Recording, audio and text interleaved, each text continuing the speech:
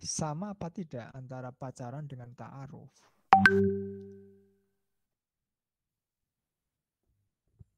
Bisa sama, ya bisa tidak. Atau bisa beririsan. Kalau pacaran, orientasinya hanya untuk having fun, untuk eksperimen, untuk coba-coba merasakan kenikmatan seksual, maka di situ bukan ta'aruf. Karena tidak ada saling mengenal. Maksudnya saling mengenal untuk menikah. Di situ hanya sekedar having fun, eksperimen, coba-coba. Itu jelas bukan ta'aruf. Tapi kalau pacarannya itu orientasinya memang untuk menikah, sehingga isinya ya hanya untuk mengenal, maka pacaran yang seperti ini itu ya sama dengan ta'aruf. Hanya beda bahasa. Itu ya, hanya beda bahasa. Oke. Baik, itu poin yang pertama ya. Sekarang kita coba dalami. Dalam konteks sekolah pranikah ini, saya lebih cenderung memakai pengertian antara pacaran dan ta'aruf itu dua hal yang sama. Dalam konteks sekolah pranikah ini. Artinya, yang mau kita bahas adalah mengenal calon pasangan kita. Entah caranya mengenal itu lewat bahasa pacaran atau lewat bahasa ta'aruf. Tapi pacaran di sini sekali lagi pacaran yang bukan having fun tadi loh ya. Jadi kita pakai istilah hanya beda bahasa tapi sama untuk konteks sekolah pranikah di sini ini. Sekarang pertanyaannya,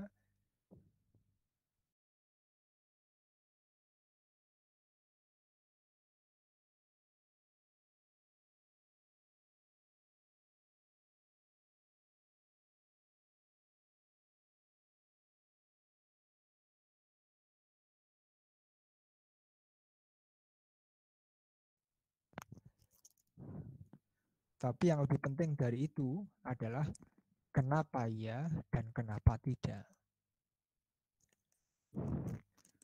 Jadi pacaran atau ta'aruf itu bukan sekedar iya atau tidak. Tapi yang lebih penting adalah kenapa ya dan kenapa tidak. Artinya pacaran bisa ya jika bla bla bla. Pacaran bisa tidak jika bla bla bla. Nah, ini yang penting. Jadi bukan sekedar pacaran yes atau pacaran no, tapi kenapa tidak boleh analisis. Oke. Sekarang menurut saya kata kuncinya ya. Pacaran yang iya, ini menurut saya loh ya. Saya tidak mewakili agama di sini, tapi ini saya. Saya tidak mengatakan Islam ya, tapi ini perspektif saya. Pacaran iya jika tujuan pacaran itu untuk menikah. Kemudian isi dari pacaran itu adalah lita'arofu, untuk mengenal. Oke, tolong kawan-kawan diperhatikan ya. Jadi menurut saya atau perspektif saya tidak mengatasnamakan ini Islam. Ini perspektif saya. Jadi pemahaman saya atau saya mengikuti pemahaman orang-orang yang pemahamannya seperti yang saya sampaikan nanti. Jadi pacaran iya jika pacaran tersebut dan isinya adalah saling mengenal. Itu ya. Oke ya. Tapi kalau pacaran isinya hanya misalnya anak muda sekarang ini kan pacaran itu sebagai wujud eksistensi. Jadi salah satu kalau bisa dikatakan kelemahan generasi milenial itu mereka cenderung pragmatis, tidak suka yang idealis-idealis. Nah, bagi sebagian kalangan milenial itu konon pacaran itu semacam status. Jadi kalau tidak punya pacar itu kayak semacam nggak ada gitu loh. Eksistensinya nggak diakui. Nah yang seperti ini jelas tidak. Atau pacaran hanya sekedar untuk gaul. Ini juga jelas tidak. Kenapa? Karena pacaran yang seperti ini bukan pacaran yang diorientasikan untuk menikah. Tapi hanya untuk having fun. Ini jelas tidak. Maka untuk kasus pacaran dengan pengertian yang saya sampaikan tadi, yes tadi,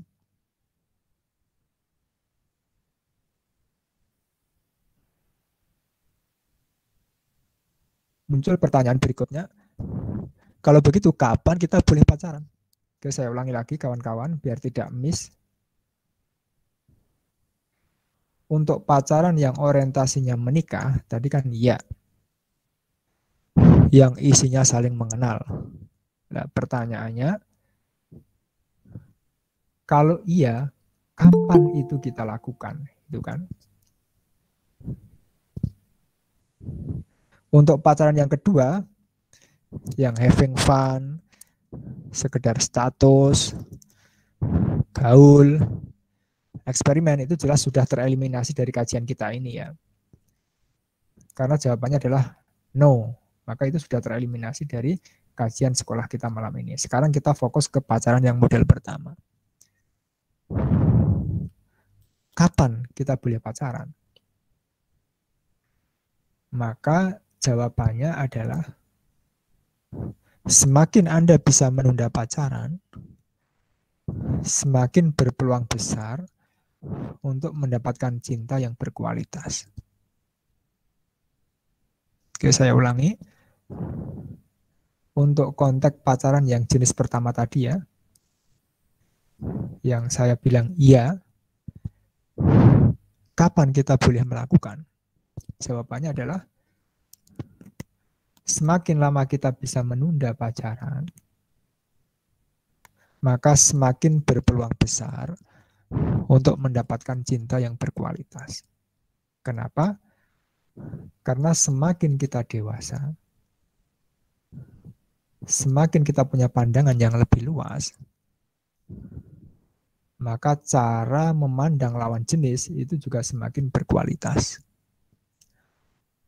atau semakin berbobot.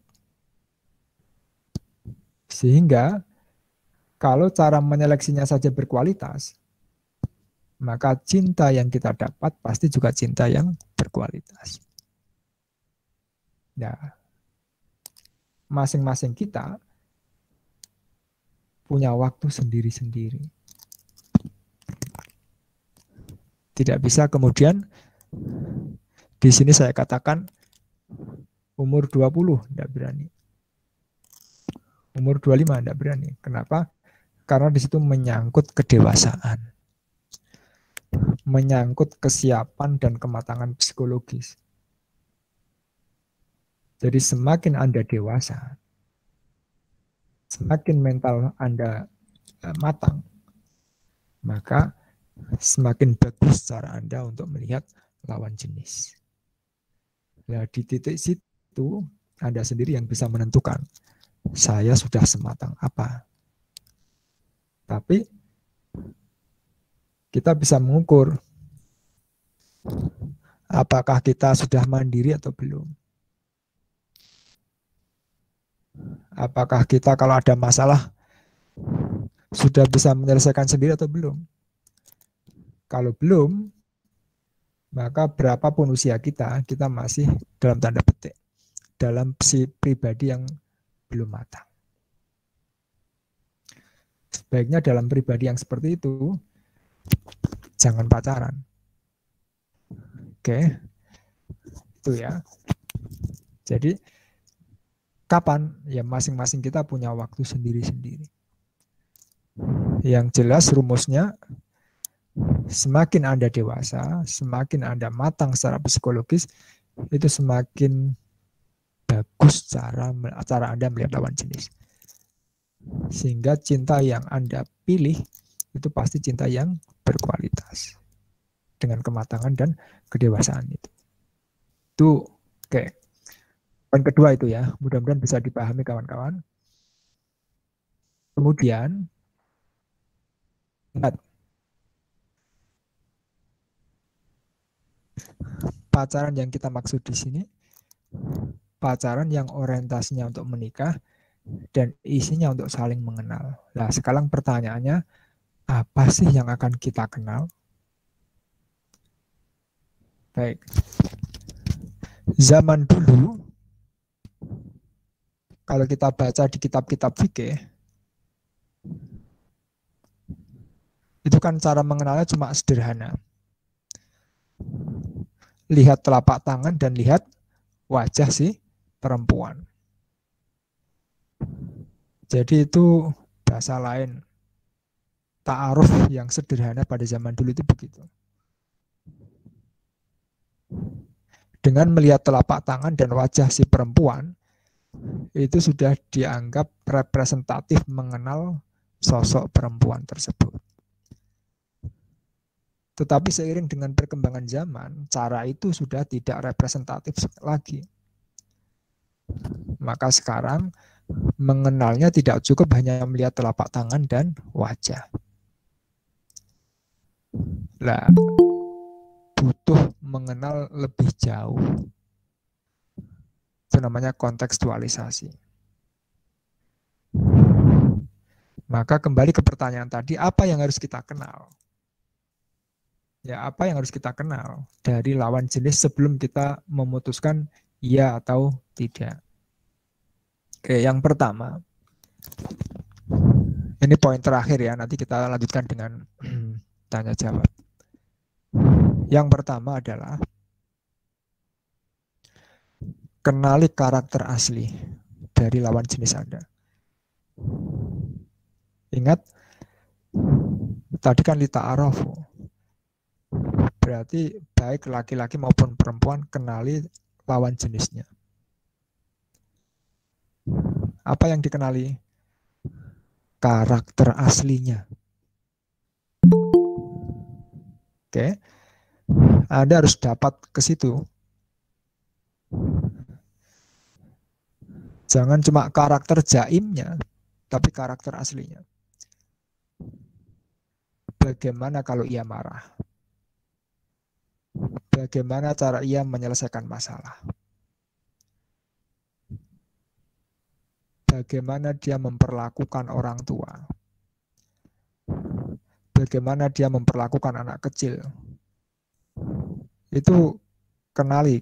Jadi intinya Anda harus tahu karakter asli calon pasangan Anda. Nah, kalau begini, maka pacaran yang Anda lakukan itu bukan pacaran untuk sekedarnya, tapi Anda punya misi, yaitu mengenal karakter aslinya. Sebenarnya dia seperti apa? Oke, itu. Kemudian yang kedua, kenali juga dia dewasa atau tidak. Dewasa atau tidak. Prinsip hidupnya bagaimana? Karena menikah itu kan bukan untuk 1 hari, 2 hari. Tapi untuk seumur hidup, maka Anda harus tahu prinsip hidupnya. Apakah dia orang yang mengorientasikan misalnya kebutuhan atau kesukaan, kesenangan. Misalnya ya, oh dia suka mengabaikan yang dibutuhkan demi mengejar kesenangan. Anda cocok nggak dengan karakter itu? Kalau enggak, centang. Ini tidak masuk kriteria saya untuk karakter ini.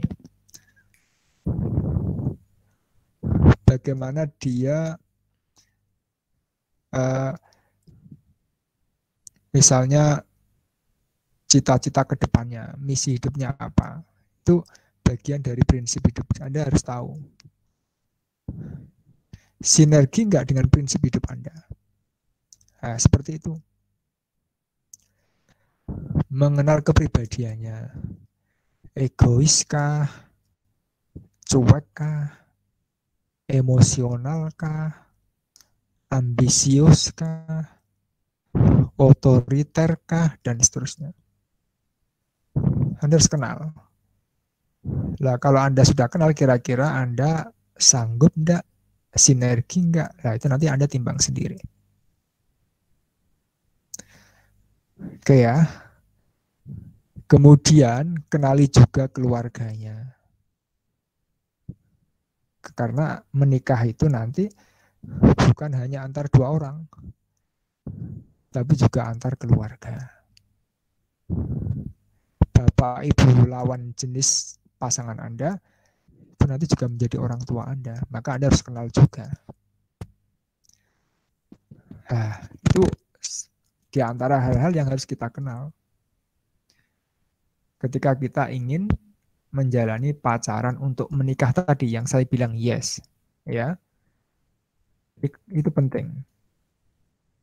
Jangan kemudian atas nama, dalam tanda petik ya, saya anti pacaran Pak. Jangan atas nama tidak berpacaran, kemudian Anda mengabaikan ta'aruf ini. Itu sangat berisiko. Sangat berisiko. Jangankan memilih jodoh yang untuk seumur hidup. Anda beli sendal saja milih. Bahkan Anda makan saja yang hanya untuk berapa jam itu Anda pilih. Maka untuk jodoh, seandainya Anda termasuk orang yang berprinsip tidak berpacaran, yes, tapi menurut saya jangan kemudian Anda abaikan untuk mengenal. Karena kalau tidak mengenal, sangat-sangat berisiko. Terutama mengenal yang tadi itu ya. Karakter aslinya, ini penting.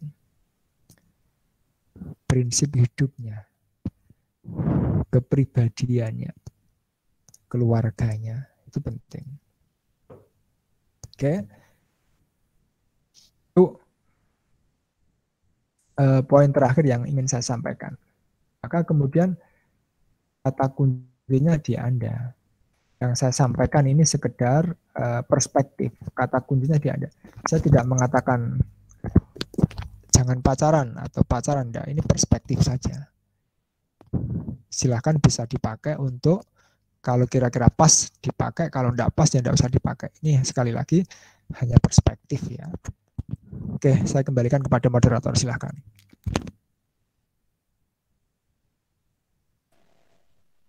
Ya, terima kasih banyak Pak Munawir yang sudah menjelaskan ilmu yang sangat bermanfaat sekali buat kita. Ya. Dari yang saya tangkap tadi, itu pacaran itu umumnya itu melampiaskan syahwat ya. Dan ta'aruf adalah mengenal yang berorientasi kepada pernikahan. Lalu apa sih yang harus kita kenal? Jadi untuk yang harus kita kenal yakni karakter asli lawan jenis Anda, kenali prinsip hidupnya, kenali kepribadiannya, dan kenali keluarganya. semakin lama Anda menunda pacaran, semakin Anda berpeluang besar mendapatkan cinta yang berkualitas. Ya, untuk selanjutnya adalah sesi tanya jawab. Ini sudah ada yang bertanya, Pak. Langsung saya bacakan atau Ya, boleh.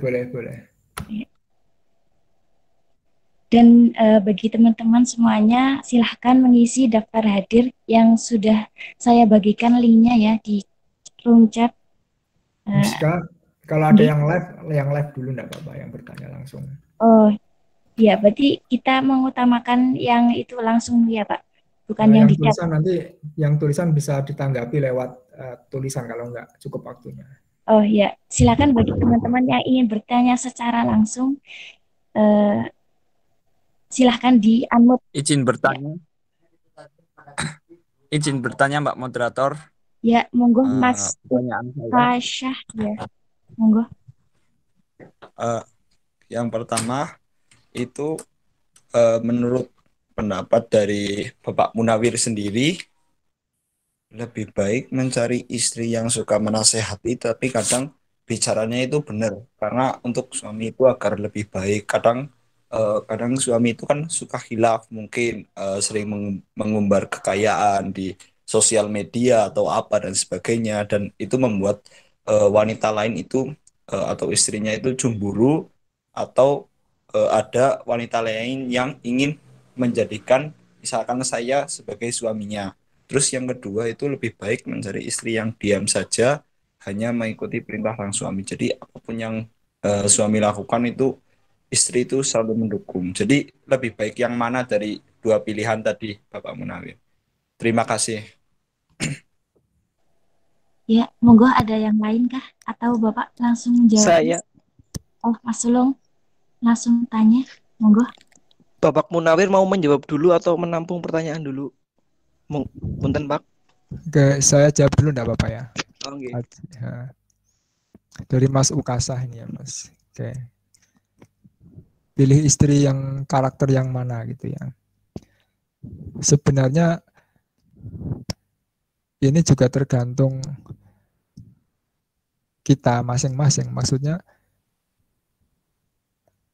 karena tiap orang itu beda-beda. Cuma kalau saya ya, jadi